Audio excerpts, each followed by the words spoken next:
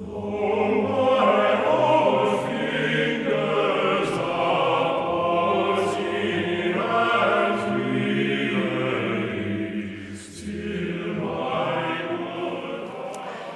is a beautiful Grade 1 listed building, and from the top of the tower there is no greater view of our fine city. It is in fact the tallest vantage point in the city.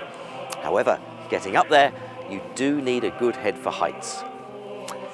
Here goes.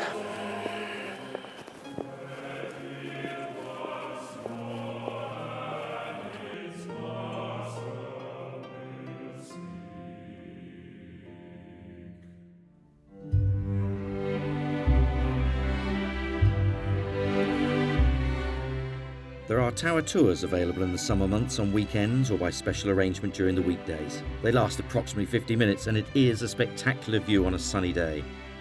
You can see north towards the magnificent North Norfolk coast, across the city skyline, and south and west to see the city suburbs spreading out.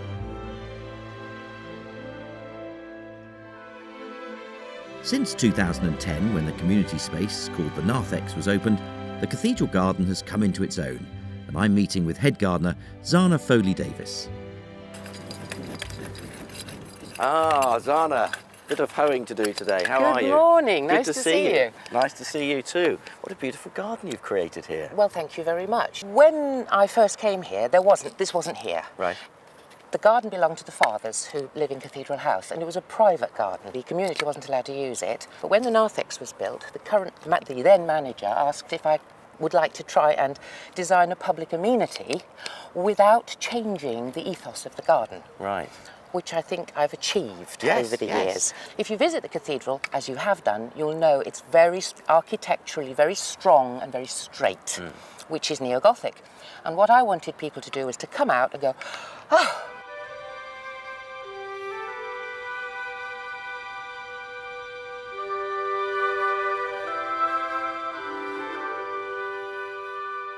And indeed, the visitors do come into the garden and enjoy the scenes. Zanna and her team of volunteer gardeners have worked tirelessly to make a peaceful and beautiful haven in the lee of the cathedral. And the garden also produces a marvellous array of fresh fruit and vegetables for everyone to enjoy.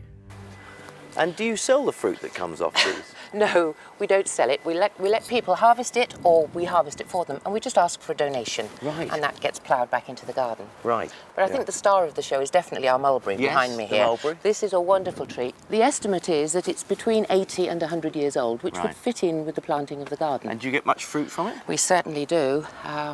It's just jolly difficult to harvest it because when it's ripe, you get hold of it and it squidges in your hand. It's like blood on your hands. And when they aren't ripe, you can pull them off and then they're sour. So it's a really clever tree. It knows how to hang on to its fruit.